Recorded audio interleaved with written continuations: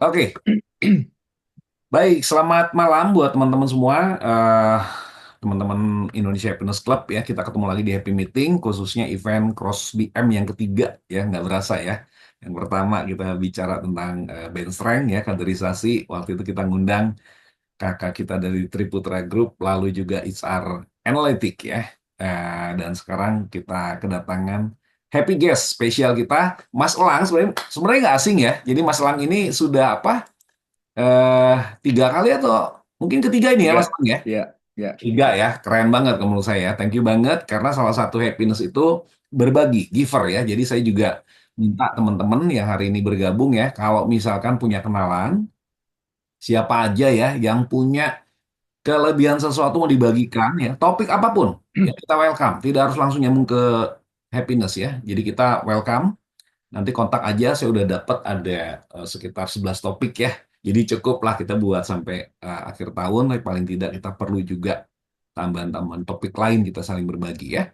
Oke, sebelum ke Mas Elang sebagai happy guest kita malam ini, seperti biasa saya coba uh, kasih pembukaan dulu. Jangan lupa teman-teman untuk visi kita ya. Kalau sekarang lagi rame ya SDGs ya, Global Vision itu bukan lagi apa bottom line ya, tapi triple bottom line gitu ya.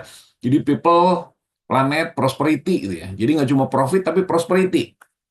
Nah, sebenarnya IHC udah sejak lama ya, dari berdiri 2020, kita benar-benar kejarnya prosperity ya. Sekarang ada istilah well-being ya. Jadi sehatnya nggak cuma keuangan, sehat fisik, sehat psikis, dan juga sehat sosial. Nah, salah satunya hari ini kita kedatangan tamu yang juga akan berbagi gimana caranya kita bisa dapetin talent-talent terbaik di luar sana, dan juga bukan hanya dapetin, gimana bikin mereka bisa stay. Ya, gimana bikin mereka tuh betah dan menganggap perusahaan kita adalah rumah kedua buat mereka. Apalagi Gen Z ya, nggak bisa kayak dulu lagi ya. Jadi cocok sama visi kita.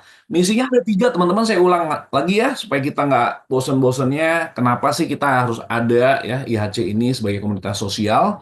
Pertama, menyediakan wadah bagi semua orang yang memang pengen bahagia dan pengen juga membahagiakan orang lain. Karena otomatis kalau udah bahagia dia pasti pengen bagian orang lain. Poin kedua, lewat forum ini, lewat nanti berbagai bentuk kegiatan ya, nggak cuma happy meeting, kita juga ada kopdarnya ya. Sebentar lagi juga Kayota akan mempersiapkan satu kejutan buat kita, ada satu program yang menurut saya keren banget ya. Kita juga pengen apa mencari sebanyak mungkin agen-agen kebahagiaan. Tidak harus menjadi anggota IHC ya, mungkin keluarga kita, mungkin tetangga ya, silakan ya. Diundang aja kalau pas happy meeting, bebas ya. Oke, kita langsung aja teman-teman. Jadi nanti Mas Elang juga bisa memperkenalkan diri ya. Sebenarnya kalau yang pernah ikut sih nggak ini ya, udah nggak asing sama Mas Elang. Mas Elang udah yang ke beberapa kali mengisi. Thank you banget Mas Elang ya buat kesediaannya. Dan hari ini kita akan membahas satu topik yang menurut saya sih salah satu topik yang lagi rame ya di dunia organisasi, di internal bisnis gitu ya. Kalau di luar sana ada customer value proposition ya, bagaimana pelanggan-pelanggan itu kalau nyari sesuatu ya pasti datangnya ke perusahaan kita. Nah, kalau ini justru internal customer, teman-teman. Gimana caranya ya orang-orang terbaik di luar sana itu pasti milihnya ke kita, sama kalau udah stay di kita ada sesuatu yang membuat mereka betah. Dan Mas Lang akan berbagi banyak ya dari seputar pengalamannya sebagai konsultan, juga sebelum menjadi konsultan Mas Lang ini praktisi ya, bahkan menduduki juga posisi puncak di bidang ke HRD-an. Jadi teman-teman kalau mau belajar tinggal belajar nih sama ahlinya Mas Lang ya. Yuk sampai sini aja pembukaannya, saya langsung lanjut dan saya kasih kesempatan buat Mas Lang. Kita kasih applause virtual dulu teman-teman, keren banget. Kasih applause virtual. Saya kasih Mas Elang dulu sebagai Host, biar bisa host share ya, Pak host Ruben. ya. Sebentar Mas Elang. Sip, thank you Mas Elang. Ya, oke. Mas Ruben dan teman-teman selamat malam. Saya senang bisa gabung di sini lagi karena ini udah kali ketiga Mas Ruben dari Tiga, yang betul eh, tiga. dan dua-duanya saya recordnya saya simpen nih di di Keren. di folder video saya. Sempat semalam lihat-lihat dulu ah, ini. Soalnya Mas Ruben ini Teman di kala susah, dari mulai susah sampai masih susah sekarang nih masih terus jalan terus gitu ya. Jadi Kere jangan, sampai kere. jadi teman yang selalu susah gitu loh bersama-sama gitu. Tapi sayangnya udah jarang ketemu ya Mas Ruben, masing-masing udah agak jauh nih tempatnya. Kapan-kapan kita ketemu deh. Biasanya kalau ketemu di pasar modern sambil ngopi-ngopi gitu ya. Baik, teman-teman, malam ini saya punya topik. Sebetulnya topik ini topik yang kalau di dunia HR basic banget gitu ya. Basic banget tuh ya you should have gitu ya. Orang HR tuh harus punya. Suara saya kedengeran ya? Kedengeran kalau di saya Mas Lan. Kedengeran. Clear, Oke, clear. Thank you. semoga yang lain bisa. Kalau enggak nanti boleh komen. Aman. Thank you Mas Faisal by Haki ya. Suara saya bisa kedengeran. Iya, ini sebetulnya satu materi yang eh, basic banget. You should have gitu loh istilah saya dalam korporasi, dalam company itu harus ada memang. Kalau enggak, eh, korporasi atau company itu enggak punya gula gitu ya. Untuk mendatangkan semut tuh enggak ada gulanya. Kalau dalam istilah HR engagement itu adalah value of interest. Nggak ada interestnya, nggak ada nilai kemenarikannya dari satu perusahaan sehingga eh, kandidat calon itu nggak ngelirik sama sekali gitu. Nah ini yang malam ini saya mau sharing sama teman-teman, tapi jangan berharap yang saya sharing adalah employee value proposition dalam konteks fasilitas yang didapat dalam bentuk uang gitu ya. Itu udah basic deh. Kita nggak akan bicara lebih lebih lagi tentang itu, tapi eh, apa yang kita bisa bentuk, apa yang bisa kita tangkap dari eh, kebutuhan para calon karyawan kita gitu ya. Kan selalu bilangnya gini dilemanya. Karyawan cari kerjaan susah, tapi perusahaan juga cari pekerja tuh susah gitu loh. Kayaknya Ternyata Mami ternyata dari beberapa penelitian dan beberapa report dari organisasi-organisasi riset dunia, saya menemukan satu yang menarik banget. Dan malam ini itulah yang mau saya sharing. Jadi Mas Ruben, saya nggak sharing tentang besaran gaji gitu ya, Setuju. fasilitas ini, fasilitas itu nggak gitu lagi. Karena mengapa perkembangan di employee value proposition ini sudah mengarah ke satu objek yang lebih menarik bagi karyawan? Karena memang pengelolaan sumber daya manusia kita ini bergerak. Nanti saya akan share juga bagaimana perkembangan pengelolaan sumber daya manusia dari masa ke masa dan sampai hari ini tuh mengarahnya kemana sih pengelolaan sumber daya manusia di perusahaan. Itu pengantarnya nanti saya izin share ya Mas Ruben. Monggo Mas Lan.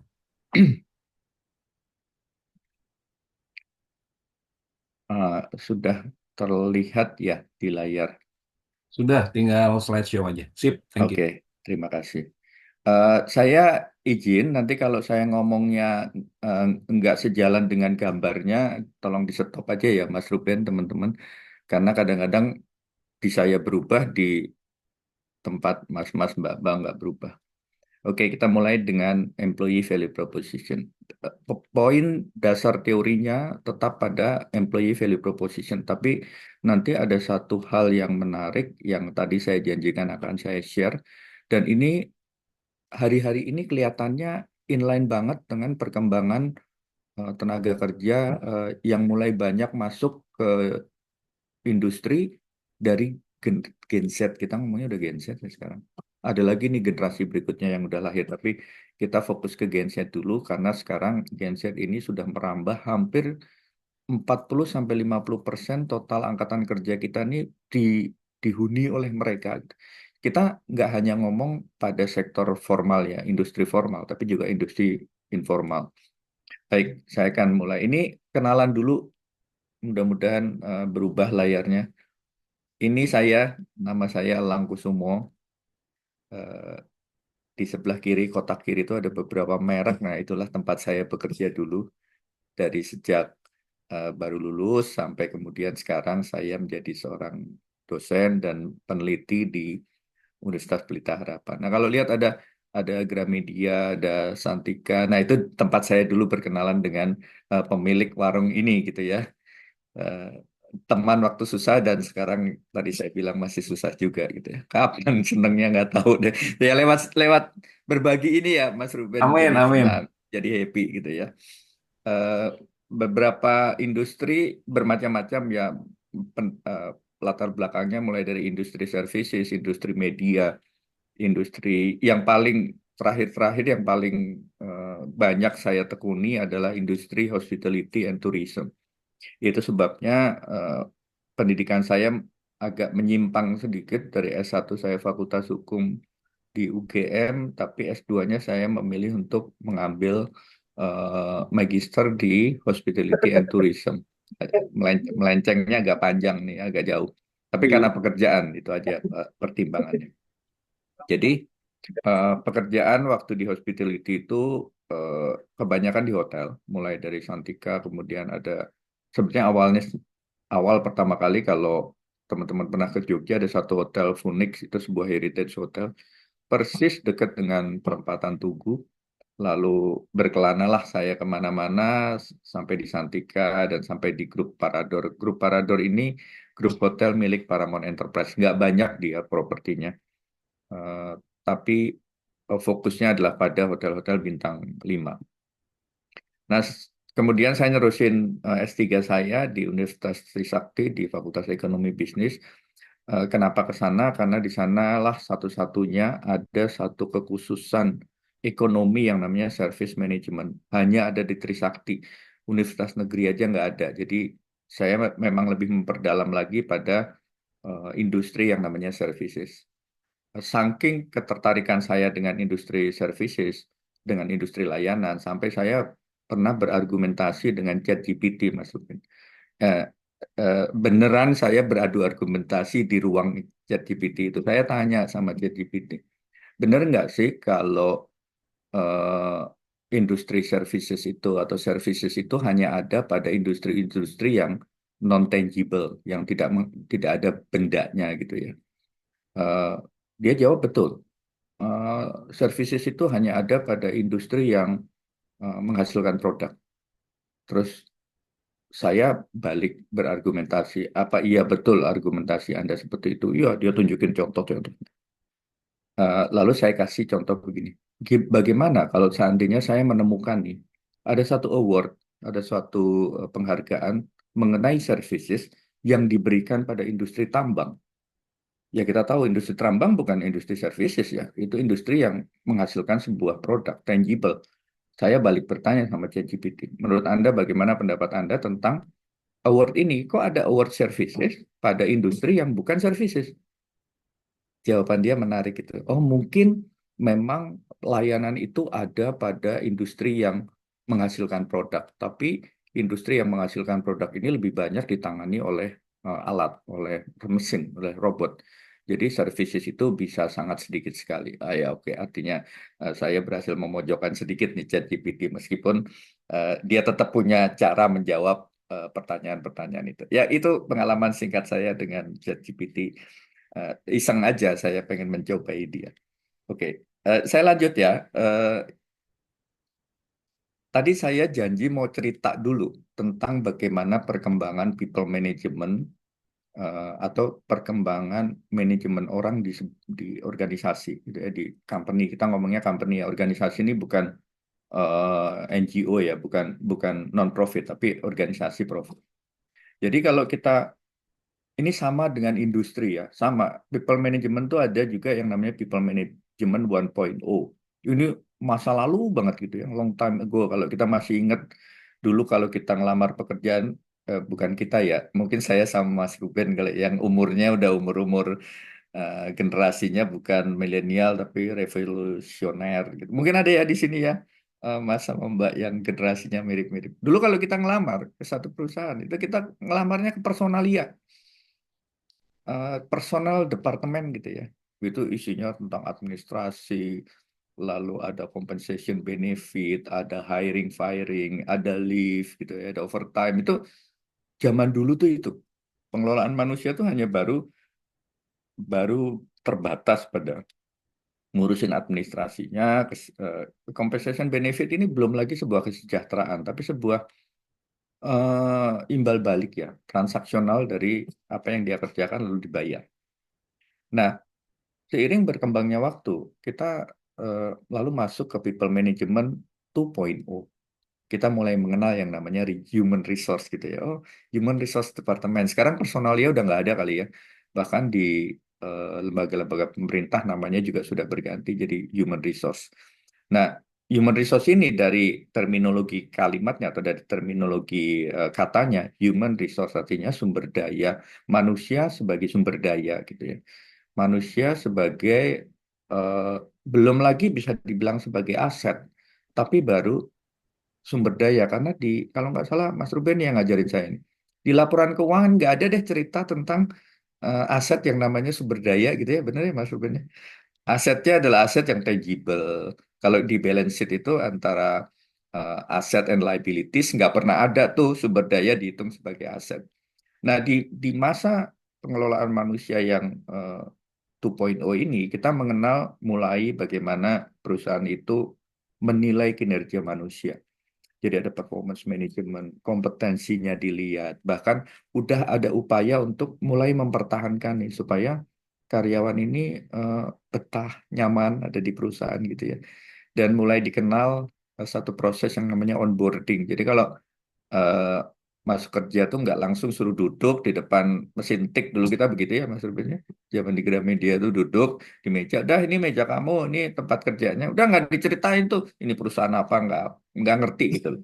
Baru kemudian tahu setelah kita bekerja. Nah, di era human resource ini udah bergerak. Jadi ada satu masa masa adaptasi gitu yang kita disebut dengan onboarding, di mana karyawan masuk lalu dikenalkan dengan dunia kerja yang baru, Anda ada di mana, apa yang harus Anda kerjakan kira-kira gitu.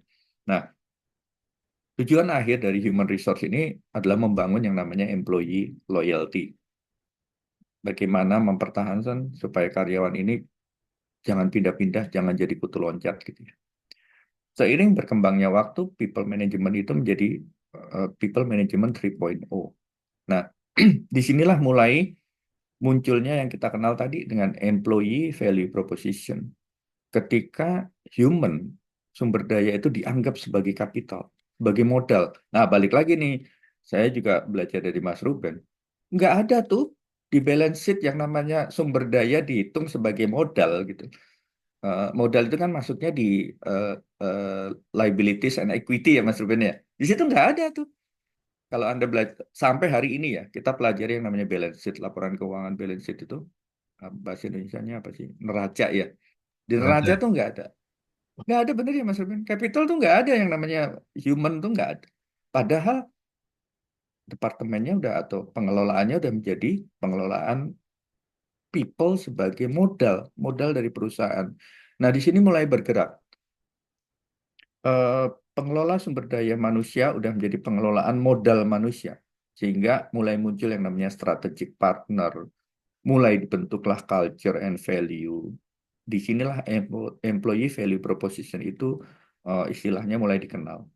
Sehingga kalau tadi di human resource 2.0 kita kenal employee loyalty, kalau di human capital 3.0 kita kenalnya employee engagement. Nggak cuma loyal, nggak cuma ada di situ, tapi engage. Dia benar-benar ikut jadi bagian perusahaan untuk mencapai sebuah tujuan, tujuan perusahaan gitu ya, melalui visi dan misi perusahaan. Dan mulai muncul yang namanya competitive advantage. Dan ini ada satu teori menarik namanya service profit chain. Saya mungkin nggak jelasin hari ini Mas Ruben service profit chain, tapi kira-kira gini.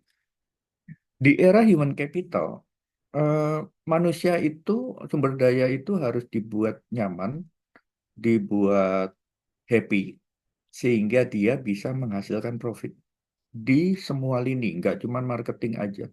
Nanti satu ketika, eh, kalau waktunya cukup panjang, saya akan sharing nih, Mas Ruben, tentang teori service profit chain. Setuju, thank you Mas.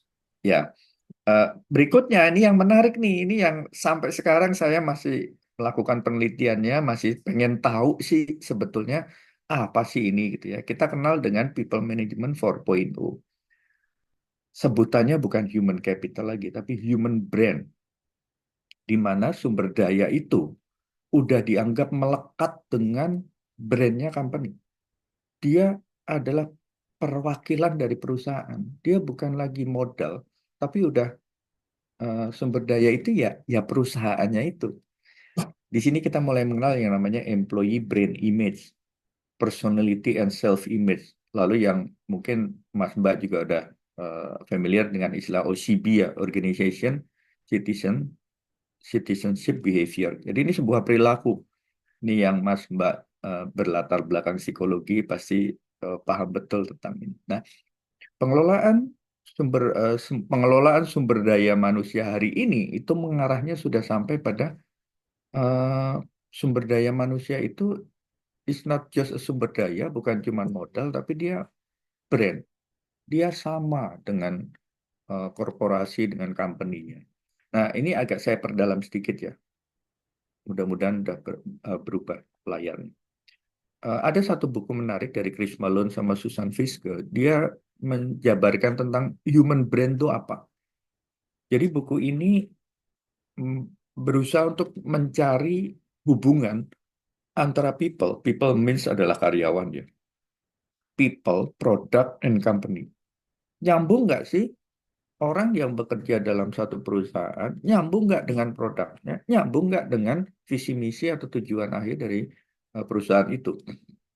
Nanti ada beberapa contoh perusahaan besar yang sudah mulai memikirkan tentang pergerakan dari human capital ke human brand ini. Jadi human brand ini adalah, kalau kita lihat definisinya di atas, itu mengacu pada individu yang secara konsisten menunjukkan nilai, kepribadian, etos kerja yang selaras dengan citra organisasi. Kata kuncinya di situ. Jadi ada individu yang kalau kerja itu bukan melulu mencari eh, penghasilan saja. Itu adalah basic. Nanti kita lihat ya hubungan antara eh, employee value proposition yang kita sebut dengan wages atau penghasilan itu sampai ke yang lebih tinggi itu gimana sih? Nah, buku ini mengajarkan tentang bagaimana menselaraskan antara semua itu kita sebut gini ya, need and wants. Employee need and employee wants. Kalau employee need itu adalah basicnya. Seorang karyawan atau karyawan dalam bekerja itu dia membutuhkan apa? Dia pasti membutuhkan gaji. Nggak ada kok karyawan yang kerjanya, oh saya kerja untuk happy aja. Nggak, dia harus dapat duit. Kalau nggak dapat duit, nggak happy juga gitu kira-kira ya. Karena apa? Ini kita sebut dengan need. Need itu adalah something basic in your life. Sesuatu mendasar dalam kehidupan manusia yang harus ada. Kalau nggak ada, ini nanti juga timpang gitu ya. Sehingga human brain ini mengajarkan bagaimana pembentukan etos kerja itu bukan hanya berdasar pada human needs, bukan hanya pada employee needs, tapi juga pada employee wants. Kita kita mengenal istilah need dan wants dalam bahasa Indonesia dan bahasa Inggris itu sebetulnya sama. Need itu kebutuhan, wants itu keinginan. Jadi letak wants itu ada di dalam lebih dalam lagi dari need. Atau kalau saya boleh istilahkan, wants is more than need. Keinginan itu lebih jauh, lebih besar, lebih dalam daripada kebutuhan. Nah, human brain itu mengarahnya ke sana. Ini yang tadi saya narasikan di depan tentang sesuatu yang menarik nih belakangan ini yang bergerak di dalam pengelolaan sumber daya manusia, yaitu employee wants. Nggak lagi employee need. Kalau employee need itu udah regularly secara aturan, udah diatur di ketentuan peraturan undang-undang tenaga kerja. Need itu udah dijamin di sana. Tapi yang kemudian berkembang dan dicari dan diharapkan ada dari satu perusahaan, diharapkan oleh karyawannya ya maupun calon karyawannya adalah wants tadi, employee wants. Ini dalam employee value proposition ada istilahnya nih, employee wants itu. Ya. Jadi tadi kita belajar tentang mengenal apa yang disebut dengan employee engagement. Jadi kalau loyalty itu you just stay in the company, tinggal saja di dalam situ berlama-lama, itu udah kita sebut dengan employee loyalty. But employee engagement udah ada indikator lain, yaitu satisfaction and emotion. Kalau kita lihat piramida terbalik pada sisi sebelah kanan atas, itu kita akan lihat di bawah transaction itu kita sebut dengan employee need, kebutuhan dasar dari manusia, kebutuhan dasar dari karyawan, yaitu apa? Dia dapat uang dari bekerja. Lalu setelah itu yang lebih tinggi dari transaction adalah relationship. Nah, ini udah mengarah dari need menuju wants tadi. Relationship atau trust and commitment, kalau diistilahkan dalam employee engagement, itu udah masuk pada employee wants tadi. Keinginan karyawan itu kalau kerja selain dapat duit, dia bisa menjalin satu relasi. Dia ingin dipercaya dan mempercayai, dan dia ingin menunjukkan komitmennya. Baru di situ akan naik lagi ke atas. Ini yang paling tinggi dari employee wants tadi kita sebut dengan engagement, di mana karyawan itu satisfaction dan secara emotion atau afeksinya, perasaannya itu melekat banget dengan perusahaan. Nah, ini yang berkembang pada human brain. Eh, Human brain ini didasari sebuah teori namanya OCB ya, Organizational Citizenship Behavior. Ini adalah perilaku. Bagaimana perilaku seorang karyawan yang bekerja bukan hanya transaksional, tapi juga relationship dan dia ingin engage dengan perusahaan. Nah, ini masih ada loophole satu lagi yang belum belum click on gitu ya. Bagaimana sih supaya employee itu engage? Nah, kita coba lihat, kita masuk slide berikutnya ya. Ini penjelasan tentang employee value proposition dan dia ada pada posisi di human capital 3.0 tadi ya. Kalau kalau singgung sedikit lah tentang employee value proposition ini. Ini adalah imbalan. Employee value proposition adalah nilai keunikan atau nilai lebih yang didapat oleh employee. Selalu yang menjadi tolok ukur pertama kali, bukan utama saat ini ya, tapi pertama kali. Kenapa kok saya bilang pertama dan bukan utama? Nanti ada penelitian yang membuktikan bahwa orang bisa loh resign dari sebuah perusahaan karena dia kecewa, bukan karena gaji, tapi kecewa bahwa ini company saya ini kemana sih arah tujuannya nggak jelas. Nah, eh, saya kemarin sedang menonton, mungkin eh, mengenal yang namanya Ferry Irwandi ya. Dia punya satu channel YouTube. Dia adalah seorang ASN dari satu departemen yang gajinya gede. Dia 10 tahun di situ dan dia akhirnya quit. Dia resign.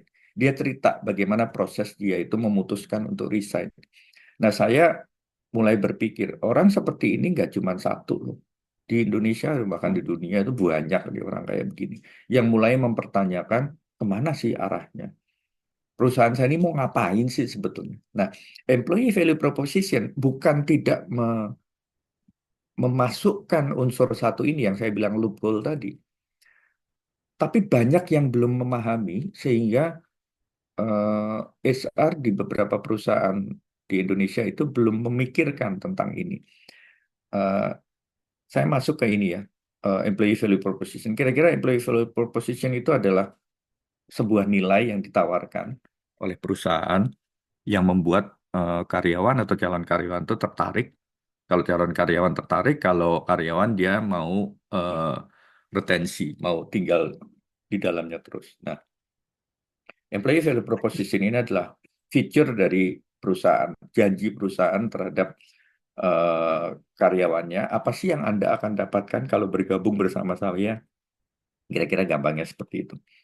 FVP ini oleh perusahaan disosialisasikan dalam terminologi yang namanya employer branding. Strategi dari perusahaan untuk membuat karyawan di luar sana itu tertarik. Kita sebut dengan employer branding. Ya. Oke, itu tentang employee value proposition. Saya coba menerjemahkan dalam diagram-diagram atau gambar-gambar ini. Saya mau coba menjelaskan employee value proposition, kita coba inline-kan dengan Maslow hierarchy of need. Tadi kan saya cerita tentang need and wants gitu ya. Di sebelah kanan pasti udah banyak yang mengenal ya. Hierarki dari kebutuhan manusia itu apa sih? Maslow ini eh, seorang ilmuwan, seorang peneliti yang menemukan, dia seorang psikolog sebetulnya.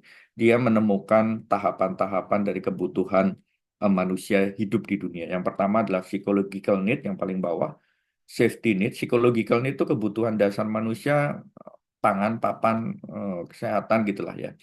Safety itu lebih ke bagaimana dia merasa hidupnya tuh terjamin. Prosperity kita ngomong di sini, health kita ngomong di sini, gitu ya. Di atasnya lagi adalah love and belonging. Ini yang tadi kalau kita lihat pada diagram pada piramida terbaliknya employee engagement itu ada pada relation. Bagaimana eh, employee itu ingin punya relasi yang bagus di perusahaan itu love and belonging.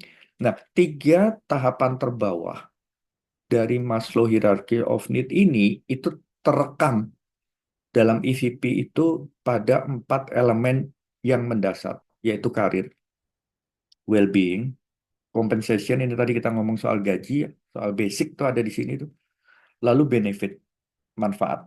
Manfaat yang didapat bisa macam-macam ya, bisa kesehatan, kesempatan untuk berkarir, ikut training dan lain sebagainya ada di benefit.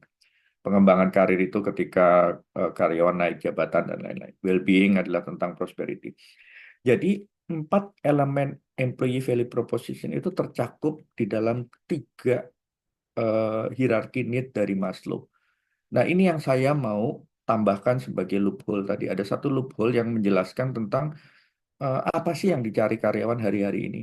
Itu kita sebut purpose atau dalam employee value proposition adalah puncak dari piramid itu sendiri. Purpose ini sesuatu yang unik. Jadi employee value proposition kalau tadi Mas Ruben cerita tentang customer value proposition itu mirip. Ada nilai keunikan apa sih yang didapat oleh karyawan ketika dia bergabung dengan satu perusahaan. Di situ dijelasin ya pada segitiga purpose itu ada connect me to our company mission and vision. Jadi karyawan sekarang atau calon karyawan itu pengen tahu visi misi perusahaan itu apa sih? Dia mau kemana sih? Sehingga me itu dalam kalimat ini adalah karyawan, company adalah perusahaan tempat dia mau bekerja. Connect me to our company mission and vision. Provide me with meaningful and fulfilling work. Wah, ini yang penting banget nih. Jadi karyawan sekarang, calon karyawan sekarang tuh nuntut, tolong deh sediakan ke saya, atau jelaskan ke saya, atau libatkan saya pada pekerjaan-pekerjaan yang akhirnya memunculkan satu meaning, satu nilai, satu arti. Arti itu untuk siapa? Nanti saya kasih satu contoh perusahaan yang menerapkan purpose ini, dan itu diterjemahkan oleh Maslow pada 2 tingkat tertinggi needs-nya adalah esteem and self-actualization. Jadi sebetulnya kebutuhan manusia itu adalah pada level dasar, yang 3 di bawah. Yang 2 di atas itu udah want sebetulnya, udah keinginan. Manusia itu menjadi ingin untuk bermakna ketika dia bekerja di satu company. Bukan cuma sekedar bekerja dan dapat uang, tapi saya bekerja ini punya makna. Makna buat siapa? Buat life, buat kehidupan, buat dirinya, buat eh, lingkungannya gitu ya. Boleh Mas, nggak apa-apa, silahkan kalau mau dikomentari ini bebas kok ya. Betul, itu tadi need yang di bawah ya, yang 4 terakhir itu. Purpose ini adalah wants. Wants inilah yang sekarang mulai disadari oleh company, oleh perusahaan untuk dibentuk gitu.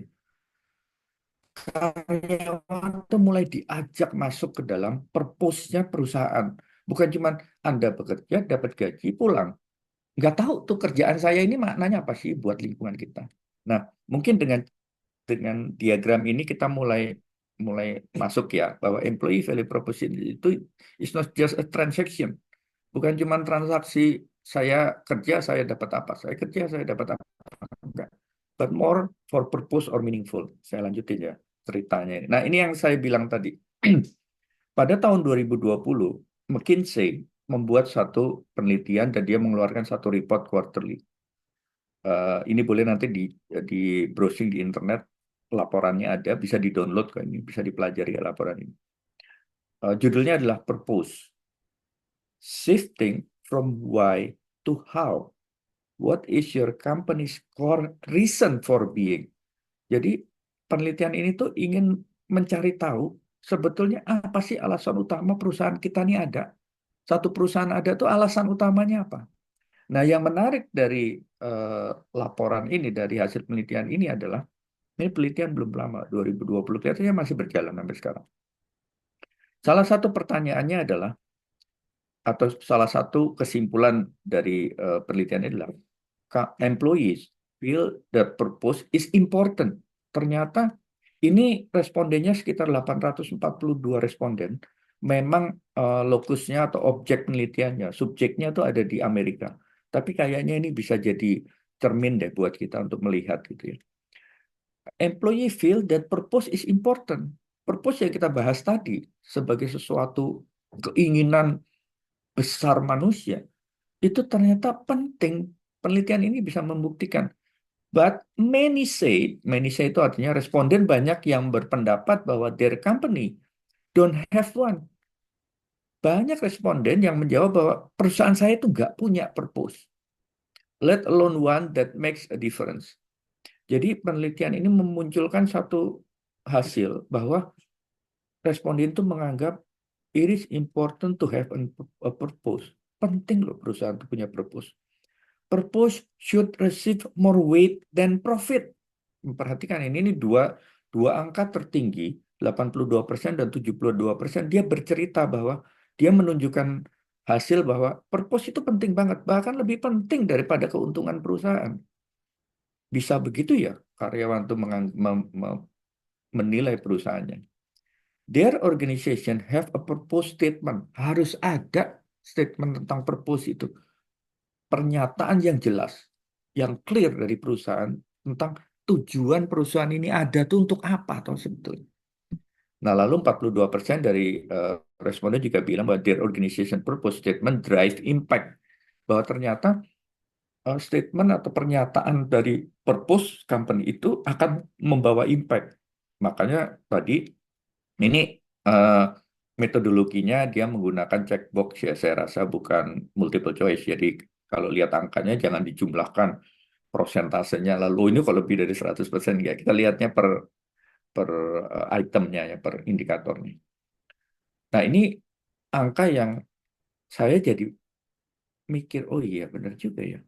Hari-hari ini kenapa kok saya banyak menemukan cerita bahwa karyawan tuh suka nggak betah sekarang ya di satu tempat. Apalagi generasi Z nih, yang punya banyak indikator untuk bekerja kira-kira gitu ya. Saya nggak bilang banyak maunya ya, tapi punya banyak indikator. Nah, ternyata penelitian ini membuktikan adanya satu kondisi yang selama ini barangkali nggak jadi poin penting atau tidak jadi prioritas di perusahaan, yaitu purpose. Bahwa perusahaan itu harus punya purpose dan karyawan itu harus tahu purpose-nya apa. Saya lanjutin ya. Ini juga another report dari sebuah penelitian. Penelitian ini diupload di LinkedIn. Ini belum lama nih, November 2024. Mungkin yang punya akun LinkedIn boleh cari di judulnya How do you transform your corporate purpose into a meaningful AVP? Eh, yang menulis namanya Molly Johnson. Dia adalah co-founder dari Flexa. Flexa ini perusahaan di Amerika juga. Dia bergerak ke konsultan rekrutmen. Sebenarnya nggak cuma rekrutmen, dia konsultan sumber daya manusia gitu ya. Cukup besar perusahaan ini. Dan dia menulis bagaimana sih caranya mentransform, me- bukan menggeser, tapi membuat si purpose dari korporasi ini masuk ke dalam EVP. Sehingga EVP-nya ini menjadi meaningful gitu loh. Jadi punya arti yang dalam. Karena menurut penelitian ini, kandidat itu orang yang mau melamar karena dia perusahaan yang konsultasi sumber daya manusia, cenderung tertarik pada misi perusahaan yang mengutamakan, maaf itu typo sedikit ya, yang mengutamakan satu dampak sosial positif, yang kedua etika dan integritas. Dari top 5 mission candidate are interested in, itu kita lihat ya di sebelah kanan hasilnya bahwa improving quality of life itu mencerminkan purpose ya. Bagaimana karyawan itu tertariknya pada perusahaan yang improving quality of life. Whose life gitu ya, kehidupan siapa? Kehidupan masyarakat manusia, bukan karyawan aja.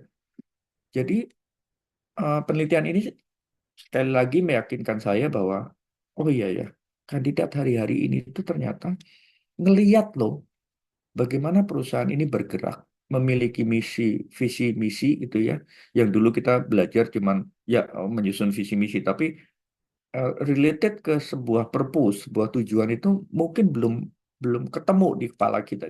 Nah, hasil-hasil penelitian ini membuktikan paling tidak bahwa karyawan hari-hari ini tuh purpose is important, penting banget.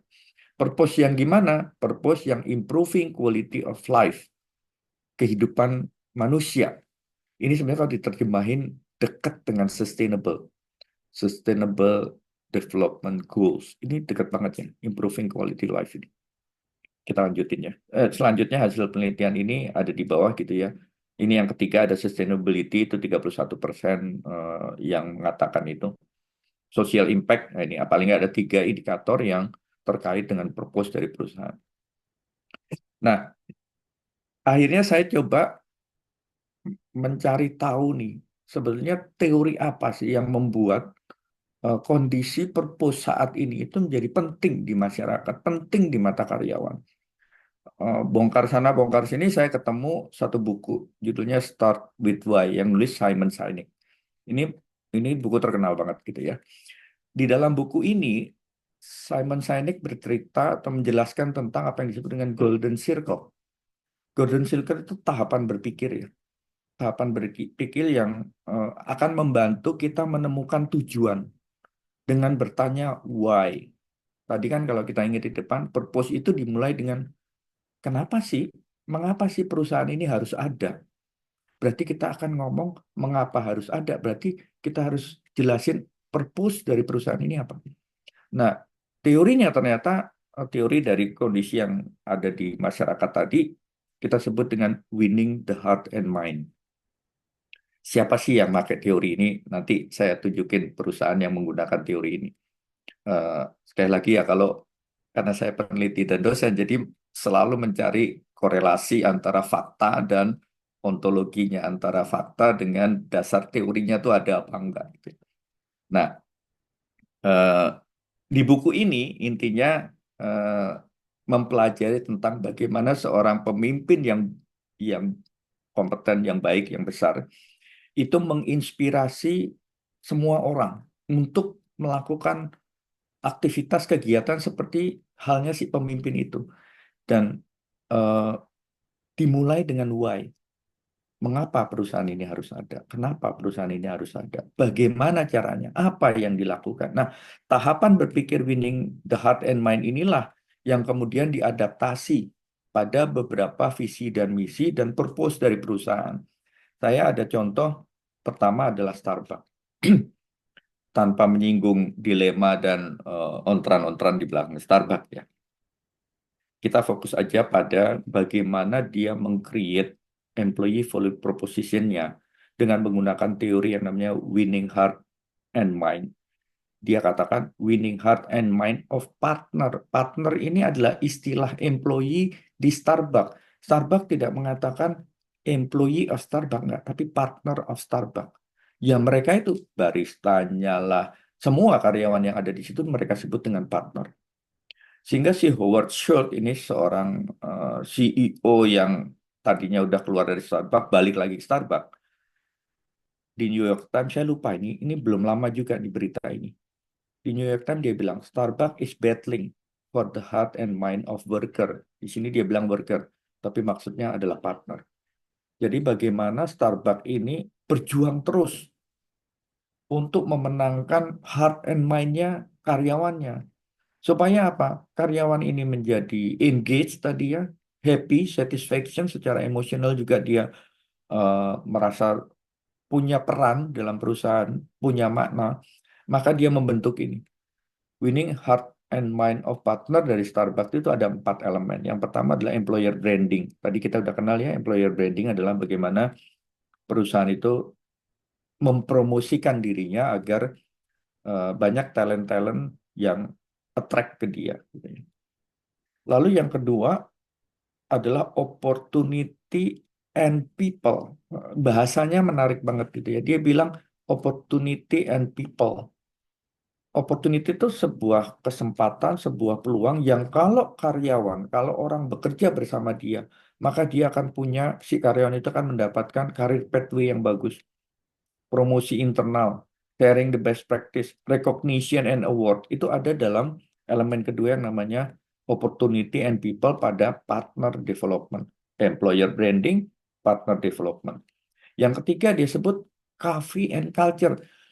Kalau tadi masih ingat buku ya, buku yang kita sebut dengan human brand kan bagaimana sih merelatikan how to relate the people, product and company.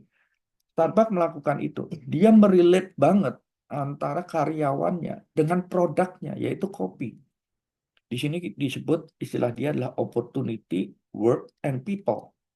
Bagaimana produknya benar-benar inline dengan si karyawannya itu sampai eh, kalau masuk ke Starbucks itu baunya karyawan itu udah bau kopi gitu kali. Kira-kira begitu Coffee and Culture. Di situ muncul yang namanya Coffee Expertise Program. Jadi karyawan di Starbucks itu pada satu titik tertentu dia dikirim ke eh, supply chain-nya yaitu petani kopi. Jadi dia akan bekerja di petani kopi itu selama 3 bulan untuk tahu ujungnya dari produk kopi itu ada di mana sih.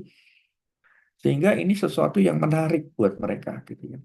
Ada coffee education, ada coffee farm visit itu di dalam situ ada ya, coffee and culture. Lalu yang terakhir kita ngomong yang ada di Starbucks pada konsep winning and heart and mind-nya adalah humanity and love. Bagaimana dia menciptakan eh, perasaan saling terkait, memiliki keterkaitan di dalamnya dalam bentuk love and humanity itu kita sebut tadi di atas eh, engagement in emotional ya, secara emosional tuh. Nah, yang menarik yang saya juga eh, teliti dari Starbucks ini adalah apa yang disebut dengan CUP. CUP itu singkatan dari Caring United Partner. Jadi di antara sesama karyawan itu ada semacam eh, pengumpulan dana. Pengumpulan dana ini untuk apa? Pengumpulan dana ini untuk nanti membantu temannya yang sakit, membantu temannya yang kesusahan. Mereka punya tuh yang namanya program CUP ini itu menunjukkan adanya community and love.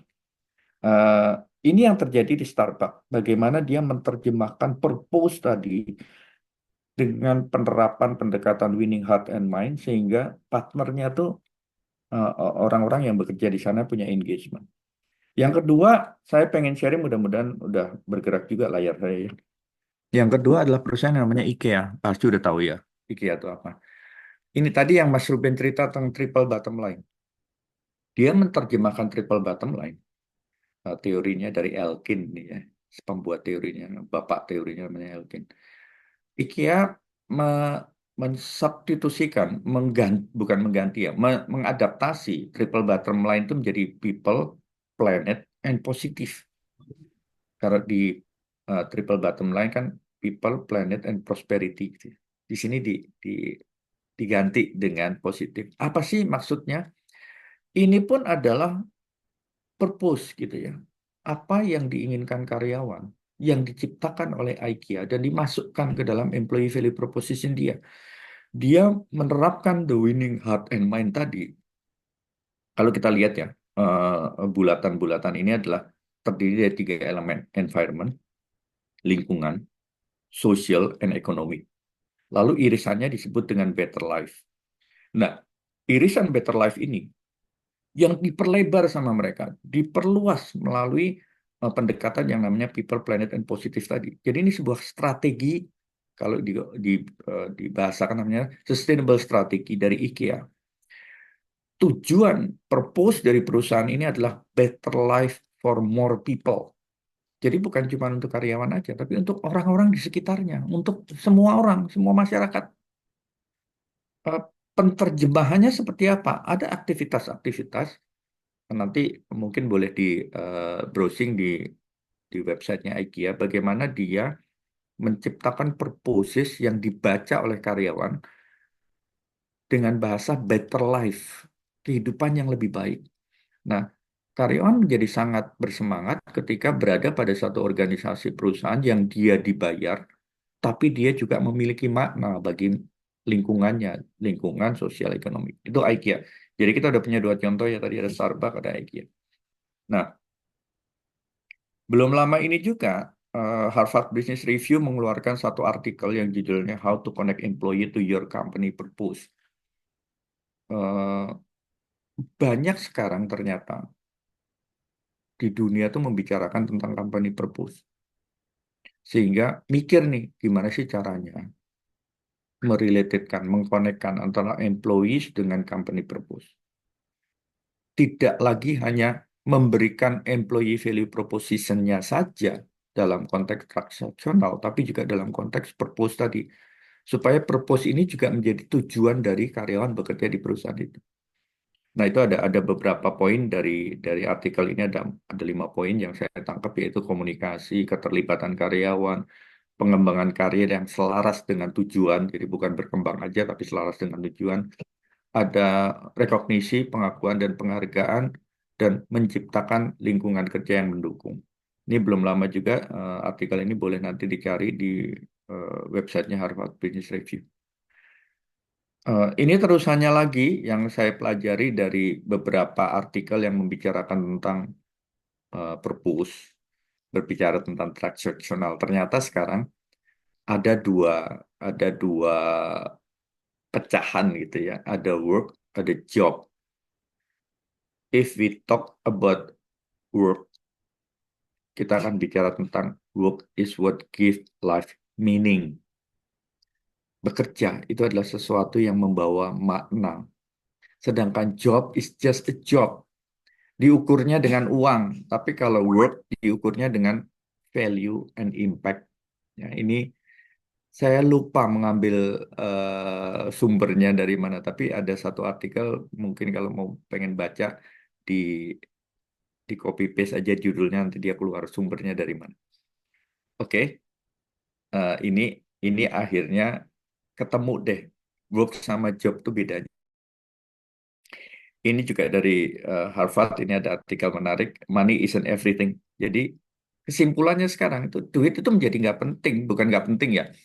Mungkin bahasanya bukan nggak penting, tetap penting, tapi bukan segalanya karena karyawan tuh cari meaning gitu. Ini akhir dari cerita saya. Jadi people work for money, but they work even more for meaning in their life.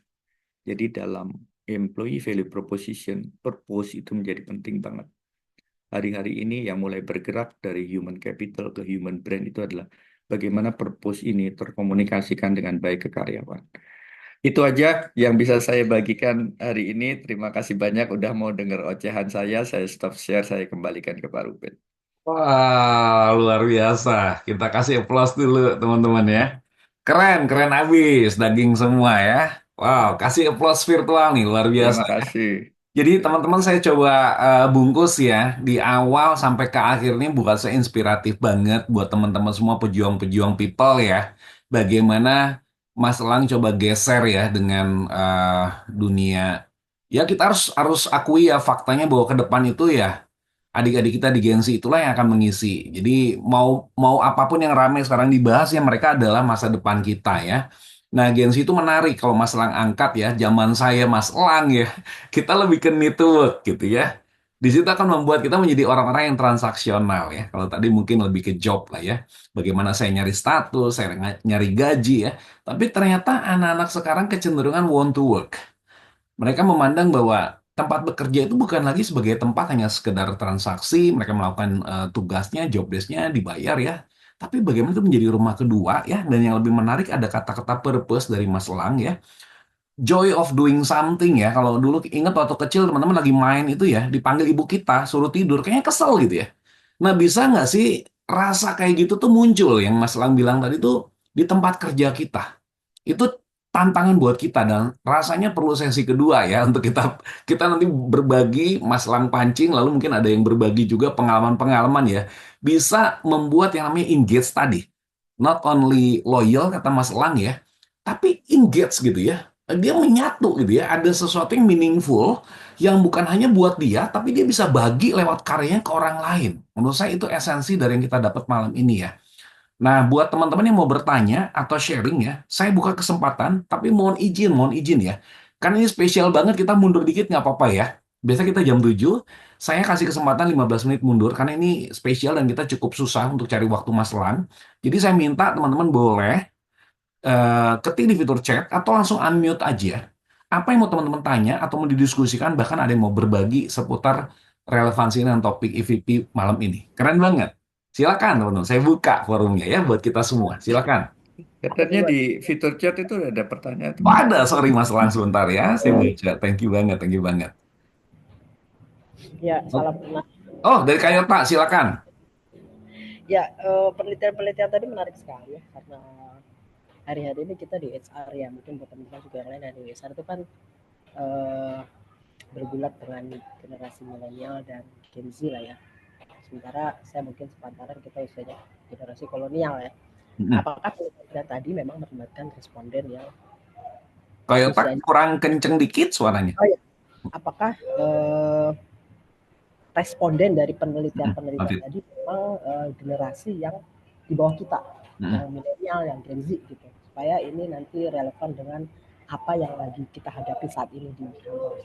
Kira-kira gitu sih Afid. pertanyaan. Thank you.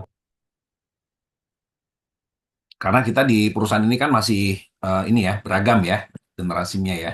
Betul, kan bilangnya gini, wah Gen Z nggak bisa kerja misalnya ya. Ya, ya. Apa boleh buat, masa kita mau mempekerjakan dinosaurus? Ya kan udah pada nggak ada.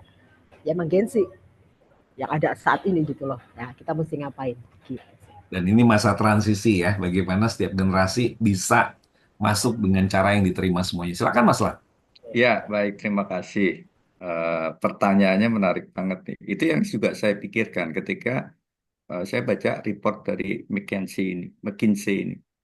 Dia tidak menyebutkan secara detail sebaran demografi dari respondennya, tapi eh, responden yang disebarkan penelitian ini, saya tahu dia menggunakan eh, satu jasa lain yang namanya, kalau di Indonesia dikenal dengan namanya Populix. Hmm. Populix itu adalah satu eh, lembaga penelitian yang menyediakan responden kira-kira begitu. Jadi si Populix ini akan melihat objek dari penelitian ini sebetulnya memerlukan responden dengan sebaran seperti apa. Lalu disebarkanlah responden apa pertanyaan-pertanyaan penelitian itu pada responden yang tepat yang sesuai dengan si objek. Jadi memang mohon izin saya belum mendapatkan nih informasinya tentang siapa sih responden 840 sekian responden ini yang ada di sana. Tapi saya coba janji akan mencari tahu seberapa betul pertanyaannya tadi. Demografi itu menjadi penting karena jawaban responden itu menentukan valid atau enggaknya nih kesimpulan dari penelitian ini. Kira-kira gitu Noted, Mas jawaban Lang. saya. Tapi kalau kembali ke Ya, Maslow tadi ya sebenarnya semua orang nggak memandang umur tuh akan ngejar yang atas. Sepertinya gitu. Jadi Tinggal bungkusnya mungkin ya tiap generasi bisa beda, tapi ya mereka kan akan bahagia ya ketika bekerja itu bukan hanya sekedar bekerja, tapi yang tadi ya bisa melakukan jadi sesuatu begitu, yang bisa punya jadi begitu. bermakna. Ya, siap. Terima kasih. Siap. Terima kasih. Thank you Kayot. Yang Ya. kedua dari Mas Ical. Pak Lang, izin bertanya, apakah possible jika organisasi WON-nya bisa di-deliver, akan tetapi need-nya masih keteteran? Atau justru need-nya bisa di-deliver setelah aspek WON sudah settle, terima kasih. Oh, ini masalah urutan nih, Mas Lang. ya, ya betul, betul. Kalau tadi kita lihat dari piramida EVP itu fondasinya adalah 4 elemen tadi ya. Salah satunya adalah compensation, salah satunya adalah uang gitu ya, kita ngomong gitu lah. Atau dalam konteks besarnya kita ngomong transaksional. Jadi fundamennya memang transaksional. Dan kalau kita lihat employee engagement pada piramida terbalik tadi, bawahnya itu adalah transaksional. Jadi yang bawah ini adalah fundamen. Jadi harus ada, harus benar dulu. Benar atau nggak benar ini kalau konteks di ketenaga kerjaan Indonesia pasti eh, dia melanggar aturan apa enggak gitu kira-kira gitu ya. Ada UMR dilanggar apa enggak kira-kira. segampang, semudah itu aja kita menerjemahkan transaksional. Jadi benar Mas, kalau dalam urutan kebutuhan manusia tadi, Mas lo cerita bahwa need, need itu tiga terbawah. Begitu kita naik ke atasnya, kita udah ngomong wants sebetulnya. Eh, Analogi sederhana kalau kita mau membedakan need and wants itu begini. Karena saya bekerja di industri pariwisata, hotel gitu ya. Sebetulnya apa sih kebutuhan tamu yang mau menginap di hotel? Kebutuhannya adalah dia dapat tempat penginapan. Itu kebutuhannya. Jadi nggak ada orang datang ke hotel nggak nginep gitu, hampir nggak ada gitu ya. Jadi need-nya tamu datang ke hotel adalah dia dapat tempat penginapan. Wants-nya apa? Wants-nya adalah tempat penginapan yang baik, yang bersih, ada wifi-nya, wangi kamarnya, kamar mandinya bersih. Itu wants. Jadi need itu memang harus terpenuhi dulu, Mas. Basic kebutuhan manusia pada Maslow tadi kita juga udah lihat ada yang namanya physical needs itu terpenuhi dulu. Saya nggak lagi ngomong terpuaskan atau tidak ya, tapi terpenuhi atau tidak. Pada employee value proposition yang 4 terbawah tadi itu terpenuhi dulu, baru bisa naik ke level yang purpose tadi. Mungkin begitu dan mudah-mudahan bisa menjawab. Keren. Thank you Mas Lang. Siapa lagi yang mau bertanya, teman-teman? Tadi saya banyak belajar juga dari beberapa company ya yang Mas Lang share ke kita ya. Salah satunya Starbucks itu, saya sempat baca juga biografinya si siapa tadi Howard itu ya, Mas. Howard Schultz, ya. Mantan CEO. Dia tuh ternyata salah satu contoh yang menarik kalau teman-teman pengen belajar empathy leadership. Jadi bagaimana dia itu eh, coba berempati ya, menempatkan diri dari posisi karyawan dan itu akan membuat memang perusahaan kita mengarah yang ke Mas Elang bilang ya. Keren banget teman-teman. Jadi dimulai semua dari leader ya. Apalagi orang Indonesia kan peniru yang sejati lah ya. Ketika leadernya tuh memang udah seperti itu ya, lebih mudah kita melakukan satu perubahan ya secara budaya. Ada lagi teman-teman silakan nih saya kasih waktu nih spesial nih ya. Kalau ada yang mau bertanya atau berbagi nih. Kalau nggak ada nanti kita coba atur ya sesi kedua ya. Karena kebetulan saya udah ada urutan happy guest-nya. Nanti Mas Elang kapan kita atur ya. Mudah-mudahan bisa tahun ini ya. Kayak dulu juga sama Mas Elang ya. Karena teman-teman masih Iya, pengen nanti kita bikin sesi kedua. iya. Aduh luar biasa. Ini kuliah 1 semester jadi 1 jam nih Mas Gile, Ruben. gile, gile. Diperes ya jadi daging semua nih. Intisari nih. Mas Elang kalau nggak ada yang nanya saya nanya dong satu ya. Silakan Mas Ruben. Habis pertemuan ini Mas Elang. Boleh nggak kasih kasih satu apa penyemangat buat kita ya, satu langkah sederhana yang mungkin bisa praktis lah ya, karena kan langkah 1000 dimulai langkah pertama ya. Apa yang harus dilakukan oleh teman-teman sebagai pejuang people ya, happiness agent setelah acara ini Mas Lang? Langkah praktis aja buat mereka dan buat saya. Oke, baik. Terkait dengan topik kita hari ini Topik ya kita Mas malam Ruben ya. ini betul. Oke. Ada satu kata kunci yang saya juga seringkali menggunakannya yang namanya iterasi. Iterasi itu kita ulangi, kita ulangi, kita ulangi gitulah ya. Sampai ketemu model yang paling tepat itu seperti apa. Saya pengen share satu hal ya, karena Starbucks ini adalah objek penelitian saya yang paling sering saya tulis gitu ya. Ini menarik ceritanya.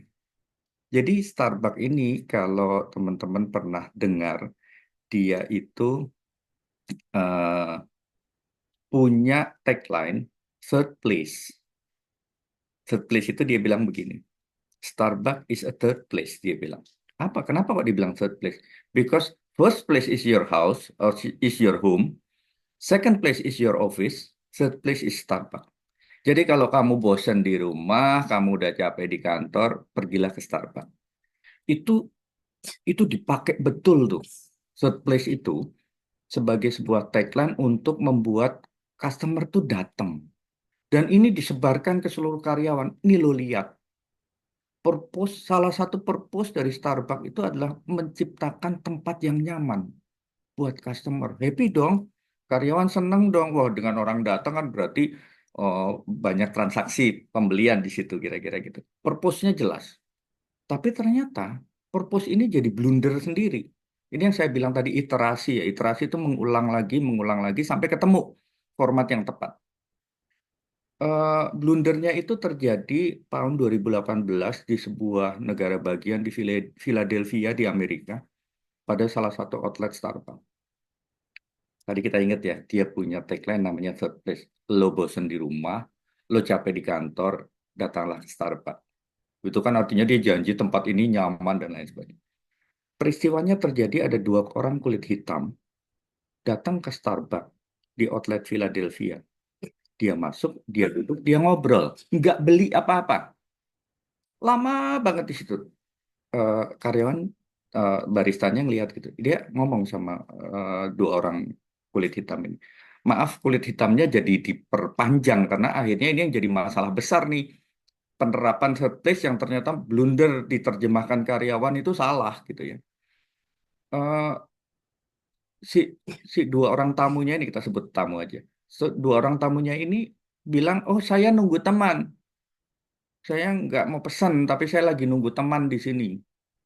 Ditinggal balik oleh baristanya, masih lama di situ nggak ngapa-ngapain juga nih dua orang tamu ini, bahkan pakai toilet gitu ya, masuk toiletnya. Akhirnya saking jengkelnya si karyawan telepon polisi, polisi datang, wah langsung digeretlah dua orang tamu ini keluar, diusir secara paksa oleh polisi.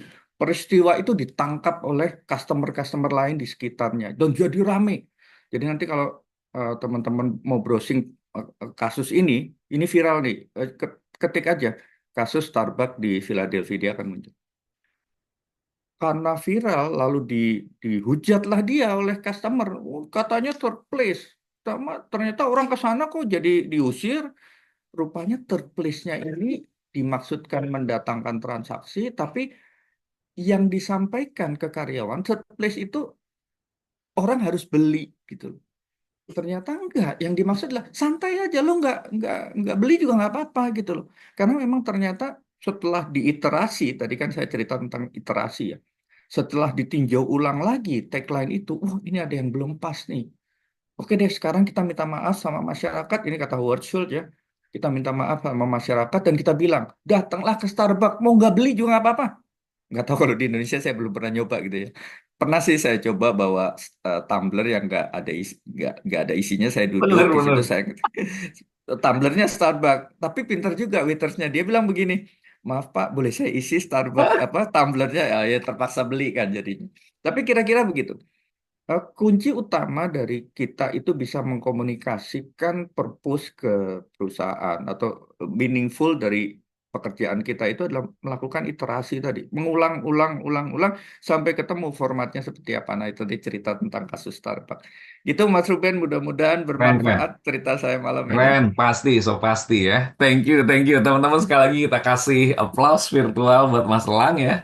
Terima Baik, kasih. karena waktu juga Mas Elang, jadi mungkin sampai sini dulu teman-teman ya untuk pertemuan kita. Nanti kita coba atur lah ya. Saya coba ya tanya juga nanti di grup apakah perlu sesi kedua. Kalau perlu nanti kita akan atur waktunya ya. Tapi eh, malam ini paling tidak luar biasa ya menghantar kita untuk semakin apa yakin lagi bahwa sebenarnya nggak salah Tuhan tempatkan kita di pekerjaan masing-masing ya. Ada satu purpose ya. Tadi saya pakai istilah Mas Elang ya. Ada satu purpose. Kita dari bilangan yang mungkin lolos dari pandemi ya. Saya percaya hari ini juga mestinya hidup kita harus ada sesuatu yang sifatnya meaningful ya. Impactful sama sesama.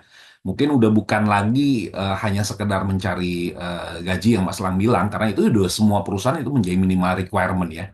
Tapi bisa nggak kita kasih lebih dari sekedar itu ya, yang akan membuat orang-orang di sekitar kita juga merasakan yang namanya kebahagiaan ya. Thank you banget Mas Lang buat malam yang keren ini ya. Sehat selalu, sukses juga semakin dipakai di pelayanannya. Kita foto sebentar teman-teman ya. Boleh diaktifkan kamera kalau ada jaringan nggak apa-apa ya. Thank you banget. Untuk pertemuan selanjutnya nanti saya akan info di grup ya tentang kalau nggak salah hybrid working ya. Woi, ada Manovri. Aduh itu KDA lucu banget. Oke teman-teman, thank you. Sampai sini dulu ya. Sampai jumpa nanti rekamannya saya share di grup. Mas Lang, thank you banget. Keep in touch Terima teman-teman. kasih Mas Ruben, terima kasih Jangan lupa Bapak Ibu bahagia. sekalian. Selamat malam. Terima Thank kasih. you teman-teman. Salam, Kak Ruben Selamat semua. malam. Sehat Terima semua. kasih. Pak Ben, Pak Sony, Thank thank you. you, thank Dita, you. waduh ini teman-teman Mas Yohanes. Ini sahabat-sahabat Mas Lang dari Surabaya ini. Ya, ada Kak Gracia juga. Thank you. Terima kasih, Pak Ruben. Terima Thank kasih. you, Kak Dea. Terima Thank you, Pak kasih. Sony. God bless you all. Kak Yota, thank you.